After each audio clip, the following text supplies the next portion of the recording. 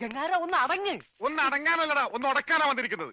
എന്റെ പൊന്നനന്തരവനെ നിങ്ങൾ തല്ലി ചതിച്ചില്ലടാ. ഗംഗാര ഇതിപ്പോ ഞാൻ പറഞ്ഞാണെന്ന് അവരറിയും, എന്റെ പണി പോവും. പണി പോട്ടടാ, നീ കടപ്പുറത്തേക്ക് വാ, നിനക്ക് അവിടെ പണി തരാം. കടപ്പുറത്ത് വന്നിട്ട് ഞാൻ എന്തോ ചെയ്യാൻ? നീ ഒന്നും ചെയ്യണ്ടടാ, നിന്റെ ചൂണ്ടക്കുറത്ത് കടലിലേക്ക് എറിഞ്ഞ വലിയ സ്രാവിനെ പിടിക്കാം.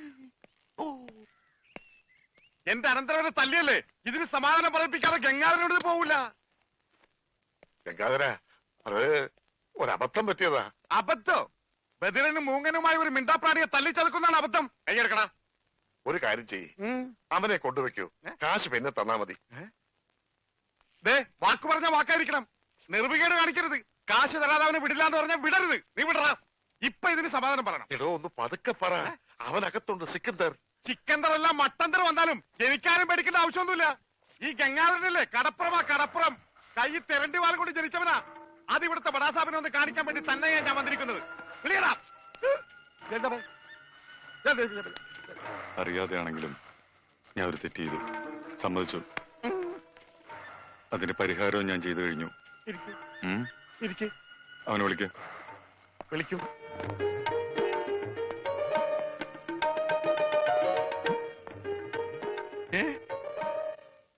അവന് ഞാൻ ജോലി കൊടുത്തു, 5000 സാലറി. ഇതാ പോരെ? ഇനി ഇവിടെ നിന്ന് നീ വാവിളിച്ചാറുണ്ടല്ലോ.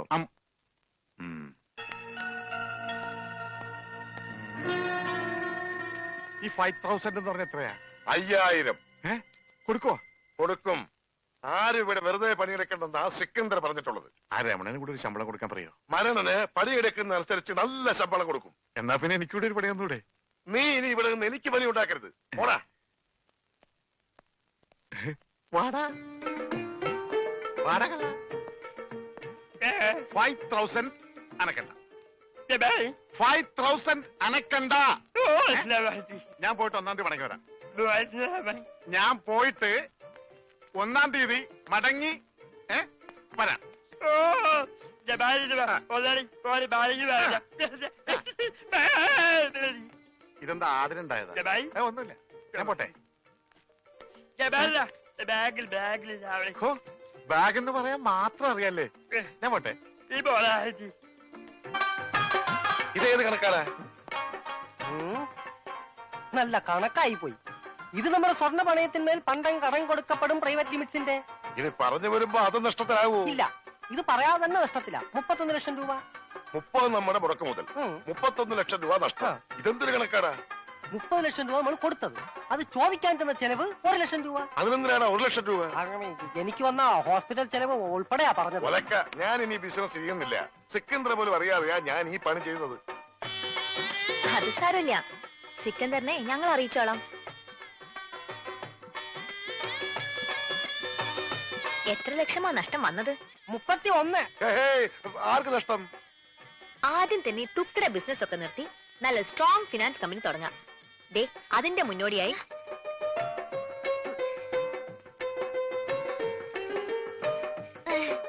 അത് കൊള്ളാം. ആദ്യ ബിസിനസ് അവള് തന്നെ ഇനോഗ്രേറ്റ് ചെയ്യാമെന്ന്. കൊള്ളാം. സിക്കന്ദറിൽ നിന്നും രക്ഷപ്പെടുകയും ചെയ്യാം.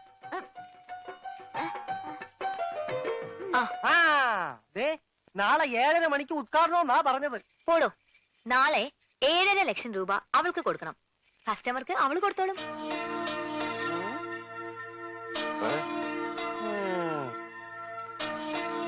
മുതലും പലിശയും ഇവള് തന്നെ തിരിച്ചു തരും.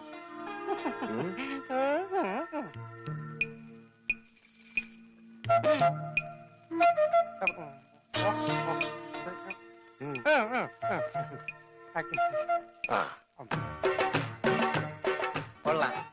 എനിക്ക് ഇത്രയും ഭംഗിയുണ്ടെന്ന് ഇന്നാണ് മനസ്സിലായത്. നിങ്ങൾക്ക് എന്ത് തോന്നുന്നു? അയ്യടാ, നിന്റെ ഭംഗി ആസ്വദിക്കാനല്ല വിളിച്ചത്. നീ ആ കണ്ണാടിന്റെ മുന്നിൽ നിന്ന് മാറി നിന്നേ. പെട്ടി താഴെ വെക്കടാ. വെച്ചു. പറഞ്ഞത് വല്ലതും മനസ്സിലായോ? മനസ്സിലായി. എന്ത്? പെട്ടി താഴെ വെക്കാനല്ലേ? ഒരു ഇടി വെച്ചിരു ഞാൻ. എടാ, ഇത് നിസ്സാര കാര്യമല്ല, വളരെ ഉത്തരവാദിത്തത്തോടും ബുദ്ധിയോടും ചെയ്യേണ്ട കാര്യ. എന്ത്? ഈ പെട്ടി താഴെ വെക്കണതാ? നീ എന്തൊക്കെയാ ചെയ്യാൻ പോണതെന്ന് ഒന്ന് പറഞ്ഞേ. ആദ്യം ഞാൻ കൈപ്പാങ്കുറ്റി ബസ്സിൽ കയറി 7 രൂപ 50 പൈസ ടിക്കറ്റ് എടുക്കും. എന്നിട്ട് ബാക്കി വാങ്ങും. എന്നിട്ട് ഞാൻ കൈപ്പാങ്കുറ്റി സ്റ്റോപ്പിൽ ഇറങ്ങി മൈക്കിൾ മാഷിന്റെ വീട് ഏതാന്ന് ചോദിക്കും. മൈക്കിളല്ല, കൈമൾ മാഷ്. ആ, കൈമൾ മാഷ്. ബാക്കി ഞാൻ. അതെന്താ? അതൊക്കെ ഞാൻ കള്ളാസിൽ എഴുതി പോക്കറ്റിൽ വെച്ചിട്ടുണ്ട്. കൈമൾ മാഷിന്റെ മകന്റെ പേരെന്താ? കൈമൾ മാഷ മകന്റെ പേര്? ആ, മരിച്ചുപോയ ഉണ്ണി. മരിച്ചു പോയിന്ന് എടുത്തു പറയണ്ട, ഉണ്ണീന്ന് പറഞ്ഞാ മതി. മതി. അപ്പൊ നീ ആരാ? രമണൻ. സോറി, മരിച്ചുപോയ ഉണ്ണിയുടെ ക്ലോസ് ആയ ഫ്രണ്ട്. Close friend? ആ, അത് തന്നെ. അല്ല, ഒരു സംശയം ചോദിച്ചോട്ടെ, ആരായി ഉണ്ണി? ഈ ഉണ്ണിയെ കണ്ട എങ്ങനെ ഇരിക്കും? അല്ല, പോണ വഴിക്ക് എങ്ങാനും കണ്ടുകഴിഞ്ഞാ പിന്നെ അവിടം വരെ പോവാതെ അഡ്ജസ്റ്റ് ചെയ്തിട്ട് ഓ, നിനക്കൊന്ന് പോവാൻ പറ്റുമോ? അല്ല, വേറൊരു സംശയം. ഞാൻ തന്നെ പോണോ? ഞാൻ തന്നെ പോവല്ലേ? ഞാൻ തന്നെ പോവാം. എടാ പെട്ടി. ഓ, ഈ പെട്ടിക്ക് ഭയങ്കര മറവിയാ. എവിടെയെങ്കിലും വെച്ച് അവിടെ ഇരിക്കും. ഞാൻ തന്നെ പോകാം. നിർത്ത്. ഇത് കൈമൾ മാഷിന്റെ വീടല്ലേ? ആ, എനിക്കെങ്ങനെ അറിയാം? എങ്കിൽ എനിക്കറിയാം, ഇത് തന്നെയായിരിക്കും കൈമൾ മാഷിന്റെ വീട്. വെറുതെ തെറ്റിക്കല്ലേ? മാറേ, സൈഡ് തന്നെ, ഒരാൾക്കുള്ളൊരു വഴി തന്നെ, പ്ലീസ്. ഹലോ, ഒന്ന് നീങ്ങിയേ. ഇത് മരിച്ചുപോയ ഉണ്ണിയുടെ വീടല്ലേ? അതെ. ബൈ, നിങ്ങൾ ആരായിട്ട് വരും? ഉണ്ണിയുടെ അച്ഛൻ മിസ്റ്റർ കൈമൾ മാഷ്. എന്താ കാര്യം? ഈ വീടെന്താ ഡോൾബി സിസ്റ്റമാണോ? എന്താ? ഇതാണ് കൈമൾ മാഷ് അല്ലേ? എന്താ തന്റെ ആവശ്യം? ഞാൻ യൂണിവേഴ്സൽ ആൻഡ് യൂണിവേഴ്സൽ കമ്പനിയുടെ മുതലാളി പറഞ്ഞിട്ട് വന്നാണ്. അതായത് മരിച്ചുപോയ ഉണ്ണിയുടെ പാർട്ട്ണർ. പണമാണോ പ്രശ്നം? അതെ, അത് തന്നെയാണ് പ്രശ്നം. എങ്കിൽ ഈ ആൾക്കൂട്ടത്തിന് മുമ്പിലെ താൻ കൂടെ കയറി നിന്നു. വീട് കത്തിക്കാൻ നിൽക്കുന്നവരവരില്ല. വീട് കത്തിക്കാനോ? അതെ, താൻ കൂടെ കുടിക്കോ. എന്നിട്ട് എല്ലാരും കൂടെ ചേർന്ന് ഞങ്ങളെ കൂടെ ചുട്ടെനിക്ക്. അതോടെ നിങ്ങളുടെ കടബാധ്യത തീരുമെങ്കിൽ ഒന്നടങ്കം തീരട്ടെ. ഉള്ള കാര്യം പറയാമല്ലോ, എന്റെ നീ ഒരു 10 പൈസ കൂടെ എടുക്കാനില്ല. ആത്മഹത്യ ചെയ്യാനുള്ള തന്റെ ഇടവും ഞങ്ങൾക്കില്ല. കത്തിച്ചു, ഞങ്ങൾക്കതൊരു പരിഹാരമാകും. ഇങ്ങോട്ടാണടാ രാവിലെ പെട്ടി നോക്കി വന്നിരിക്കുന്നു പണം വാങ്ങിക്കാൻ. എടാ, നിന്നെ പോലെ തന്നെ പണം വാങ്ങാൻ വന്നവരാണ് ഞങ്ങളും. അയ്യോ, ഞാൻ പണം വാങ്ങാൻ വന്നതല്ല, കൊടുക്കാൻ വന്നതാ. ഈ പെട്ടി ഉൾപ്പെടെ. എന്താ പറഞ്ഞേ? പണം കൊടുക്കാൻ വന്നതാണെന്ന്. ആർക്ക്? കൈമൾ മാഷിന്. ഞാൻ മലയാളത്തിലല്ലേ ആദ്യം നിങ്ങളോട് പറഞ്ഞത്? യൂണിവേഴ്സൽ കമ്പനി പൊട്ടി പൊളിഞ്ഞ് പാലിഷ് ആയെങ്കിലും ഇപ്പൊ അത് ലാഭത്തിലാണ്. ആ കമ്പനിയുടെ ലാഭവിഹിതമാണ് ഈ പെട്ടിയില്. എന്നാ തുറക്കടാ പട്ടി ഈ പെട്ടി.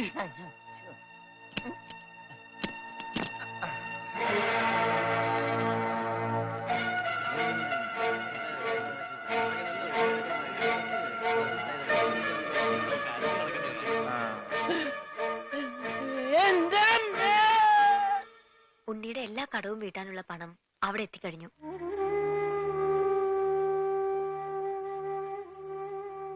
ഒരു കുടുംബത്തിന്റെ മുഴുവൻ ജീവനും മാനവും രക്ഷിച്ചത് എല്ലാവരുടെയും പ്രാർത്ഥന ഉണ്ടാവും.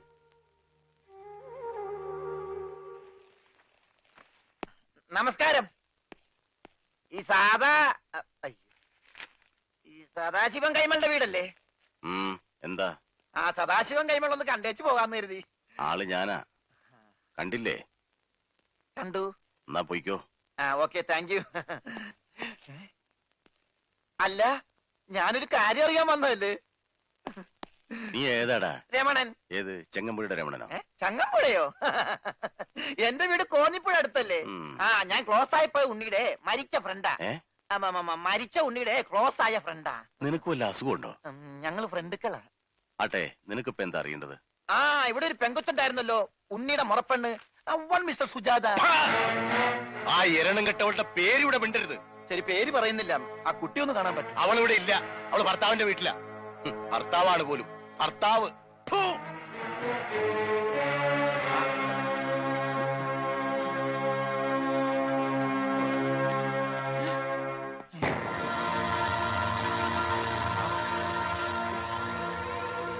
അവൻ ഇവനല്ലല്ലോ. അവൻ ഇതാരാ? ഈ ഉണ്ണിയുടെ ആരാന്നാ പറഞ്ഞേ? Close friend. അപ്പൊ ഇതാരാ? അതെന്നല്ലേ ഞാൻ ചോദിച്ചത്, ഇവനാരാണെന്ന്. ഇതാരാന്ന് നിനക്ക് അറിയില്ല അല്ലേ? ഇല്ല. എടാ, ഇതാടാ നിന്റെ ഫ്രണ്ട് ഉണ്ണി. റോസ്കൾ മേലാളി പേരും പറഞ്ഞിവിടെ വന്നാലുണ്ടല്ലോ. ചതിയാ, കൂടെ നടന്ന് ചതിക്കരുതാരെയും. ഒന്നും നിങ്ങളുടെ ജീവൻ രക്ഷിച്ചവനല്ലേ ഞാൻ. എന്നോടെങ്കിലും രക്തം നിനക്ക് മിണ്ടായിരുന്നില്ലേ? പറയടാ, നിന്റെ ഊമസ്വരൊന്നും ഞാൻ കേൾക്കട്ടെ. മരിച്ച നിന്നെ ജീവിപ്പിക്കാൻ പറ്റുമെങ്കിൽ നിന്നെ കൊണ്ട് സംസാരിപ്പിക്കാൻ പറ്റുമെന്ന് ഞാൻ നോക്കട്ടെ. സംസാരിക്കടാ. എടാ, സംസാരിക്കാൻ. എന്നോട് ക്ഷമിക്കടേ രമണ.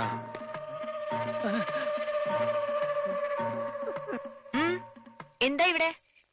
കണ്ടുപിടിച്ചു. എന്റെ ബുദ്ധി ഉപയോഗിച്ച് ഞാൻ എല്ലാം കണ്ടുപിടിച്ചു. ഇവൻ മിണ്ടി. ആ, അതൊക്കെ അവിടെ നിൽക്കട്ടെ. എന്താ ഇനിയും ബുദ്ധി ഉപയോഗിച്ച് വല്ലതും കണ്ടുപിടിക്കാനുണ്ടോ? ഉണ്ട്. ബുദ്ധിയുടെ കൂടെ കുറച്ച് സോപ്പ് ഉപയോഗിച്ചോ. തുണി എടുത്തിട്ടിട്ടുണ്ട്, അലക്കിക്കോ. എല്ലാം ഞാൻ അലക്കും. ഭർത്താവാണ് പോലും ഫൂ എന്നും പറഞ്ഞൊരു തുപ്പും തുപ്പി. ഏതായാലും അമ്മാവനും അവളുടെ ഭർത്താവും തമ്മിൽ തീരെ യോജിപ്പിലല്ല. അല്ലെങ്കിലും അമ്മാവന് ആരുമായി അങ്ങനെ പൊരുത്തപ്പെട്ട് പോവില്ല. എന്തായാലും അത് കഴിഞ്ഞല്ലോ. അവളുടെ വിവാഹം നടക്കണമെന്ന് ഞാൻ പ്രാർത്ഥിക്കാത്ത ദിവസങ്ങളില്ല. പാവം കുട്ടിയവള്. എവിടെയായിരുന്നാലും സന്തോഷമായിട്ട് കഴിഞ്ഞാൽ മതിയായിരുന്നു. അവളുടെ ഭർത്താവിന്റെ ഫോട്ടോ വല്ലതും നീ കണ്ടോ? ഫോട്ടോ? ഒരു ഫോട്ടോ കണ്ടതിന്റെ വേദന ഇതുവരെ മാറിയിട്ടില്ല. നീ എന്നോട് മിണ്ടണ്ട, നമ്മ തമ്മിൽ ശരിയാവൂല.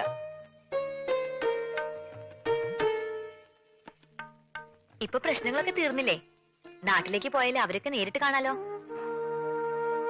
ഞാൻ ജീവിച്ചിരിക്കുന്നു എന്നറിഞ്ഞ വേറെ ഒരാളെ വിവാഹം ചെയ്തത് എന്നോട് ചെയ്ത് തെറ്റായിട്ടോ ചതിയായിട്ടോ ഒക്കെ അവൾക്ക് തോന്നും. ഏതായാലും ഉടനെ ഞാൻ അങ്ങോട്ടേക്കില്ല. അപ്പൊ ഇവിടെ തന്നെ അങ്ങ് കുറ്റിയടിക്കാൻ തീരുമാനിച്ചോന്ന്? ഊവ്, സിഖ് മതവും സ്വീകരിച്ച് തൽക്കാലം ഇവിടെ തന്നെ കൂടിയാലോ എന്ന് ആലോചിക്ക. ആഹാ, നിനക്ക് അത്രയ്ക്ക് ധൈര്യമുണ്ടോ? എങ്കിൽ ഇവളെ നിനക്ക് കെട്ടിച്ചു തരും. സത്യ പറഞ്ഞത്. ഇവൾക്ക് തന്നെ വലിയ ഇഷ്ടാ. നിനക്കിഷ്ടാണോ? അല്ല, അത് ഞാനീ ഇഷ്ടാണോ അല്ലേന്ന് പറ. ഇഷ്ടാണോ? ഇഷ്ടല്ലേ? അങ്ങനെ ഇഷ്ടക്കുറവൊന്നുമില്ല. അയ്യടാ, അപ്പൊ കുട്ടിത്തേവാങ്ങിന്റെ മനസ്സിലിരിപ്പ് ചെറുതൊന്നുമല്ല. ഞാൻ നിങ്ങൾ പറഞ്ഞൊരു തമാശക്ക് കോമഡി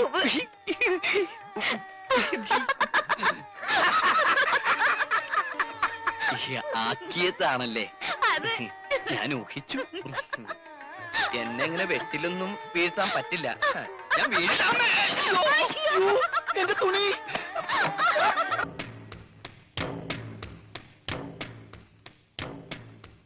തന്റെ അനന്തരവൻ എത്ര കാലമായിട്ട് തന്റെ കൂടെ ഉണ്ട്? ഒരു 30 വർഷമായിട്ട് എന്റെ കൂടെ ഉണ്ട്. അപ്പോ അവൻ എത്ര വയസ്സായി? ഒരു 27-28, അതിൽ കൂടില്ല. കണക്കുകളൊന്നും ശരിയാകുന്നില്ലല്ലോ ഗംഗാര. പേടിച്ചിട്ടാ. പണ്ട് എനിക്ക് അങ്ങനെയാ. പേടിച്ചെനിക്ക് കണക്കേറ്റി പോകും. പ്രായത്തിന്റെ കാര്യത്തിൽ നമ്മൾ തമ്മിൽ കണക്ക് പറയണ സാബിന് എന്ത് മതിപ്പ് തോന്നുന്നു അതിൽ ഉറപ്പിക്കാം. പോരെ? പോരാ, എനിക്ക് അവനെ കുറിച്ച് എല്ലാം അറിയണം. അവന്റെ അച്ഛനും അമ്മയൊക്കെ. അത് മാത്രം ചോദിക്കരുത് സാബ്. പറയാൻ എനിക്ക് വാക്കുകളില്ല. അതോട് അവന്റെ അച്ഛനും അമ്മയും ഒക്കെ ഞാനാണ്. അവനെന്താണ് പ്രശ്നം ഉണ്ടാക്കിയത് സാബ്? എന്റെ സഹോദരിയെ കുറിച്ച് അറിയാലോ. അവൾക്ക് ആലോചനകളൊക്കെ ധാരാളം വരുന്നുണ്ട്. ഒക്കെ സ്വത്ത് മോഹിച്ച് വരുന്നവരാ. സ്വത്ത് കൈക്കലായാൽ അവൾ അവർക്കൊരു ഭാരവും. അവളെപ്പോലെ എന്തെങ്കിലും കുറവുള്ള ഒരാളാണ് വരുന്നതെങ്കിൽ അവർ പരസ്പരം ഭാരമാവില്ല. സന്തോഷത്തോടെ സ്നേഹത്തോടെ ജീവിക്കും. ഇപ്പോ താനൊന്ന് മനസ്സ് വെച്ച സംഗതി കൊള്ളാം. പക്ഷെ ഇതേ കുറവുള്ള ഒരാളെ കണ്ടുപിടിക്കാന്ന് പറഞ്ഞ എനിക്കാണെങ്കിൽ പഞ്ചാബിൽ യാതൊരു കണക്ഷനും ഇല്ല. ആകപ്പാടെ പരിചയമുള്ള സാബ. സാബിന്റെ പരിചയത്തിൽ ആരെങ്കിലും ഉണ്ടോ? ഉണ്ട്. പഞ്ചാബിലല്ല, ഇവിടെ. തന്റെ അനന്തരവൻ. അവനെ ഞങ്ങൾക്ക് തന്നൂടെ? ഞാൻ ജനിച്ചു വളർന്ന മണ്ണിതാ. പഞ്ചാബിയെന്നോ മലയാളിയെന്നോ ഞാൻ വേർതിരിച്ച് കണ്ടിട്ടില്ല. സാബ് പറയുന്നത് ഈ കല്യാണം? അതെ, ആലോചിച്ചിട്ട് പറഞ്ഞാൽ മതി. എന്നോട് ചോദിക്കാണ്ട് എന്റെ കല്യാണം നടത്താൻ അയാൾ ആരാ? നിന്റെ അമ്മാവൻ. അമ്മാവൻ മണ്ണാങ്കട്ട. എന്റെ കല്യാണത്തിന് എന്റെ സമ്മതം വേണ്ടേ? പക്ഷെ നിന്നോട് സമ്മതം ചോദിച്ചാൽ നീ കേൾക്കൂലല്ല. കേട്ടാ തന്നെ മിണ്ടേയില്ല. അതുകൊണ്ട് ഞങ്ങളൊക്കെ തന്നെ അങ്ങോട്ട് തീരുമാനിച്ചു. രമണ, നിങ്ങൾക്ക് ആർക്കും എന്റെ ഗൗരവം മനസ്സിലാവുന്നിട്ടാ? ഇനി എന്ത് മനസ്സിലാക്കാൻ? മിണ്ടാതിരുന്ന ഓട്ടോമാറ്റിക് ആയിട്ട് നിന്റെ കല്യാണം നടക്കും. മിണ്ടാ ഓട്ടോമാറ്റിക് ആയിട്ട് നിന്റെ മരണവും നടക്കും. ഇതിൽ ഏത് ഓട്ടോമാറ്റിക് വേണം നീ തീരുമാനിക്കും.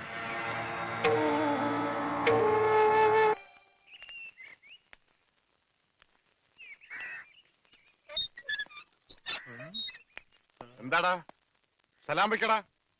പഴയ ഗംഗാധരനല്ല, ബന്ധുക്കാരനാ. സലാം സാബ്. മുതലാളി. മുതലാളി, മുതലാളി, നിക്ക്, നിക്ക്, നിക്ക്. മാറി നിൽക്കടാ. പൊതി തുടരുത്. മുതലാളി, അകത്തേക്ക് കയറല്ലേ, പുറത്തേക്ക് വെക്കൂ. എടാ അകത്തേക്ക് വെച്ച കാല് ഗംഗാധരൻ പുറത്തേക്ക് എടുക്കൂല. പിന്നെ പുറത്തേക്ക് വെക്കാൻ കാലുണ്ടാവില്ല. മാറി നിൽക്കടാ. ഞാൻ എന്റെ ബന്ധുക്കാരെയും മോനെയും കാണാൻ പോയി. മോനാ, തെറ്റിപ്പോയി. അനന്തരവൻ. അത് ഇന്നലെ വരെ. ഇന്ന് ഞാൻ അവനെ ദത്തെടുത്ത് സ്വന്തം മോനാക്കും. ആരും ഇന്ന് ദത്തെടുക്കും? അവന്റെ അമ്മാവനായ എന്റെ കയ്യിൽ നിന്ന് ഞാൻ തന്നെ ദത്തെടുത്ത് അവന്റെ അച്ഛനാവും. എന്റെ ഈശ്വര, മുതലാളി ഞാൻ പറയണമെന്ന് കേൾക്ക്. ഇപ്പൊ അകത്തേക്ക് പോകാം. പറയാ നീ ആരടാ? അവൻ മിണ്ടി. ആര് മിണ്ടി? കൂർക്കേ? അച്ഛനാ? ഇവിടെ ഒരു ഗൂർക്കയെ കയറി അച്ഛാന്ന് വിളിക്കാൻ നാണമുണ്ടോ തെണ്ടി? മുമ്പിന്ന് എന്തൊക്കെയാണ് ഈ കൊണ്ടുവന്നിരിക്കുന്നതെന്ന് അറിയാമോ? അച്ചപ്പം, കുഴലപ്പം, ഇടിയപ്പം ഇല്ലേ? കൊണ്ടുവരാം. വേണ്ട, തന്നുവിടാം. താങ്ക്സ്. അതിനു മുമ്പ് അവനെ കാണണ്ടേ? അനന്തരവനെ.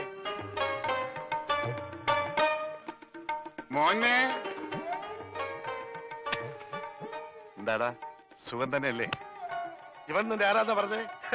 അവൻ അങ്ങനെ പറഞ്ഞ മനസ്സിലാവില്ല. ആംഗ്യ ഭാഷ കാണിക്കണം. ഞാൻ കാണിച്ച മോനെ അമ്മാവൻ. മാവു മാവു മാവു വൻ വൻ അമ്മാവൻ. മനസ്സിലായില്ലേ? മനസ്സിലായി, അമ്മാവനല്ലേ?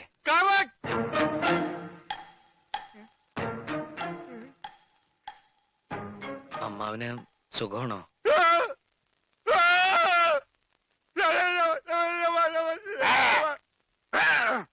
അവൻ സംസാരിച്ചു സാബ്. അവൻ ആദ്യമായിട്ട് സംസാരിച്ചു സാബ്. എന്റെ അനന്തരം സംസാരിച്ചു. ഞാൻ ആദ്യമായിട്ട് ഒന്നുകൂടി സംസാരിച്ചേ. ആദ്യമായിട്ടല്ല, ഞാൻ പണ്ട് മുതലേ സംസാരിക്കും. എനിക്ക് ചെവിയും കേൾക്കാം. ഇല്ല, ഞാൻ വിശ്വസിക്കില്ല.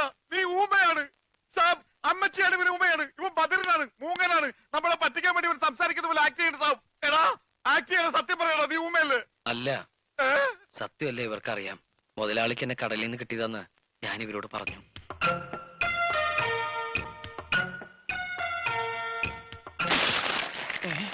എന്താ ഒരു എല്ലൊടിയാണ് ഒച്ച കേട്ടത്? എല്ലാം ഒടിഞ്ഞിട്ടില്ലടാ, ഒടിയാൻ പോണേ ഉള്ളൂ.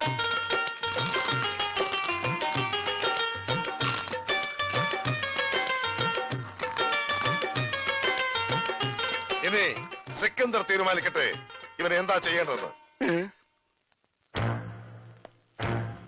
ദേവൻ എന്നെ ഒന്നും ചെയ്യരുത്. ഇവൻ സംസാരിക്കാൻ കഴിയുന്ന ഊമയാണെന്ന് എനിക്ക് സത്യമായിട്ടും അറിയില്ലായിരുന്നു. ഇവൻ എങ്ങനാ തന്റെ അനന്തരവനായത്? അതിപ്പോ എല്ലാ ഇന്ത്യക്കാരും എന്റെ സഹോദരി സഹോദരന്മാരാണല്ലോ. അതിലേതെങ്കിലും ഒരു സഹോദരിയുടെ മകനായിരിക്കുമല്ലോ ഇവൻ. ആ വകയില് ഇവൻ എന്റെ അനന്തരവനാകൂലേ? ഇന്ത്യയിൽ എങ്ങനെയാണ്, പഞ്ചാബിൽ എങ്ങനെയാണെന്ന് എനിക്കറിയില്ല. ഏതായാലും നീയാണ് ഇവനെ ഞങ്ങൾക്ക് തന്നത്. അതുകൊണ്ട് നീ വാങ്ങിയ പണം ഇനി തിരിച്ചു തരണ്ട. അപ്പൊ പലിശ? അതും വേണ്ട.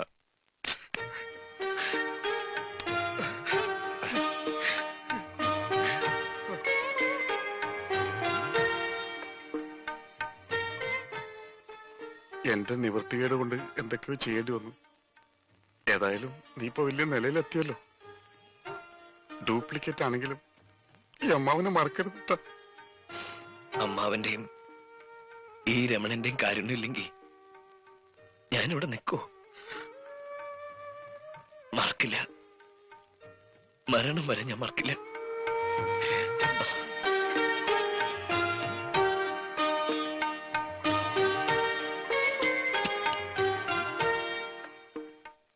ഉണ്ണിയുടെ വീട്ടിലുള്ളവർക്ക് ഒരായുഷ്കാലം മുഴുവൻ സുഖമായി ജീവിക്കാനുള്ള പണമുണ്ട് ഇതില്. ഇതവന്റെ വീട്ടിലെത്തിക്കണം.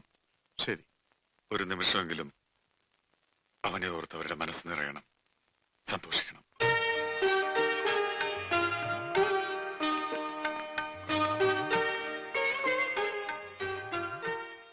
നിന്റെ വീട്ടിലെന്താ പറയേണ്ടത്?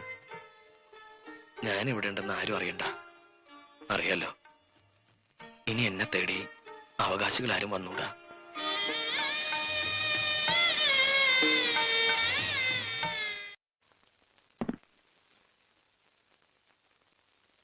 എനിക്കിത് വേണ്ട. ഉണ്ണി തന്നേച്ചാണെന്ന് കരുതിയാ മതി. അവന്റെ ബിസിനസ്സിൽ നിന്ന് കിട്ടിയ ആദായമാണല്ലോ. മോളെ, നീ പറ എന്താ വേണ്ടെന്ന്. അമ്മാവൻ പറഞ്ഞതാ ശരി. നമുക്കിത് വേണ്ട. ഇതൊക്കെ കിട്ടിയിട്ട് എന്തിനാ? അതാരാ? ഉണ്ണിയുടെ ഉണ്ണിയുടെ ആരാ?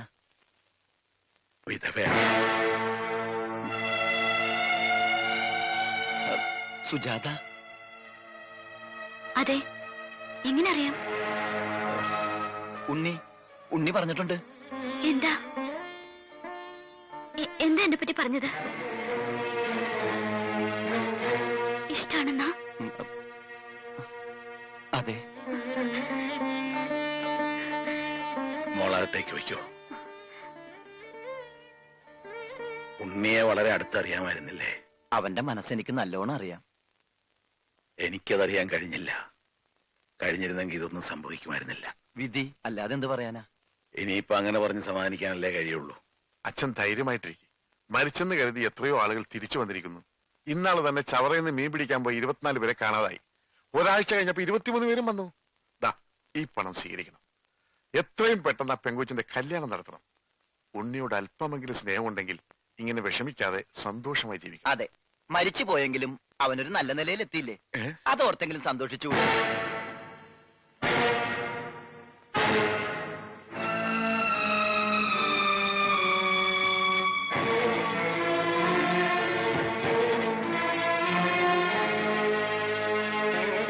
ഞാൻ എത്ര വട്ടം പറഞ്ഞിട്ടും ആരും അത് വിശ്വസിച്ചില്ല. എന്റെ മോൻ എത്ര അകലെ പോയാലും അവൻ മനംനൊന്ത് വിളിച്ചാൽ ഞാനത് അറിയും. അവൻ പോയ പിന്നെ പലവട്ടം ഞാനത് അറിഞ്ഞിട്ടുണ്ട്. നമ്മുടെ ഉണ്ണി മരിച്ചിട്ടില്ല, അവൻ ജീവിച്ചിരിപ്പുണ്ട്.